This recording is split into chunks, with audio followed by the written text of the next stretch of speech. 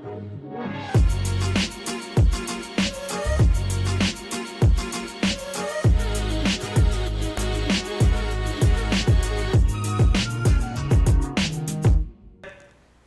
Bapak Ibu Saudara yang dikasihi Tuhan.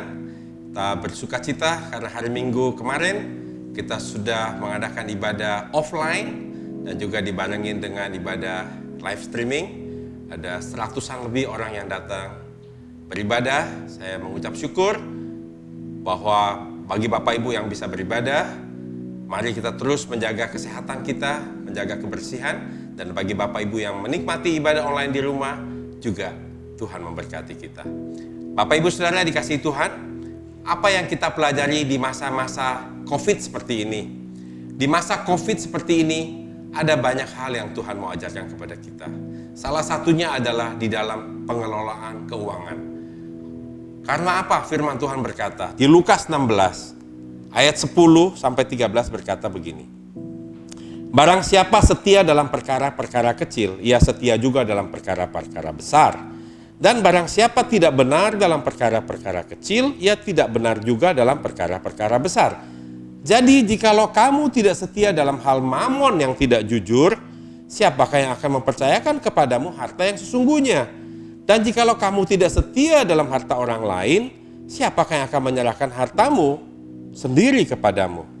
Seorang hamba tidak dapat mengabdi kepada dua tuan, karena jika demikian ia akan membenci yang seorang dan mengasihi yang lain, atau ia akan setia kepada yang seorang dan tidak mengindahkan yang lain. Kamu tidak dapat mengabdi kepada Allah dan kepada Mamon. Firman Tuhan di sini mengajarkan kepada kita bahwa kita mesti setia mulai dari hal yang kecil. Dan Tuhan di sini katakan juga jika kamu tidak setia dalam hal Mamon, berarti bicara mengenai keuangan. Firman Tuhan ingatkan kepada kita bahwa kita mesti bisa mengelola uang.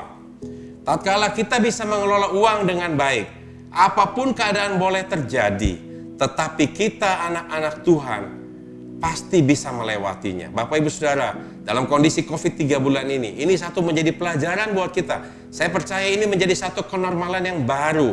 Mungkin yang lalu-lalu kita mengelola keuangan tidak dengan benar.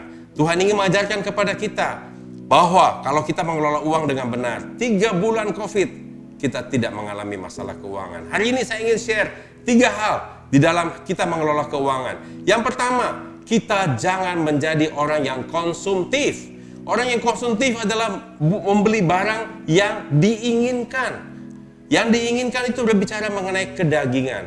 Tapi mari kita belajar menjadi orang yang memakai keuangan kita untuk hal-hal yang kita butuhkan, bukan hal yang kita inginkan. Karena Tuhan juga mengajarkan kepada kita bahwa Tuhan akan memenuhi segala keperluan kita menurut kekayaan dan kemuliaannya, bukan keinginan kita. Jadi yang pertama, untuk menjadi seorang pengelola keuangan yang baik, pastikan kita tidak menggunakan uang itu untuk tujuan yang konsumtif. Yang kedua, Tuhan ajarkan kepada kita untuk kita belajar investasi yang benar. Di Alkitab diajarkan bagaimana seorang tuan pergi dengan memberikan talenta kepada orang-orangnya. Satu orang diberi 1 talenta, yang satu 2 talenta, yang satu lagi 5 talenta. Dan setelah tuannya kembali, Tuhan yang meminta hasil dari yang ditanamkan. Yang 5 menghasilkan 5, yang 2 menghasilkan 2. Tapi yang satu tidak menghasilkan apa-apa. Dan Tuhan yang menjadi sangat marah.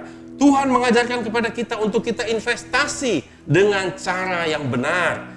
Kita jangan investasi abal-abal yang mau berharap bunganya besar, yang akhirnya musnah, yang akhirnya rugi. Tapi Tuhan mau kita investasi dengan cara yang benar. Yang ketiga, tatkala saudara kita berusaha, usahakan supaya kita tidak meminjam untuk modal usaha yang terlalu besar. Usahakan tatkala kita mau berusaha, modal memang diperlukan waktu kita mau berusaha, tapi pastikan tidak semuanya atau tidak sebagian besar itu kita pakai dari hutang. Karena resiko dengan berhutang itu sangat besar.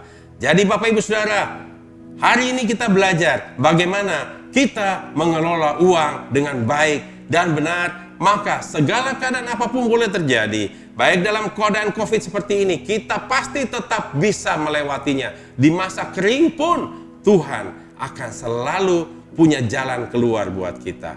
Haleluya, Tuhan Yesus memberkati.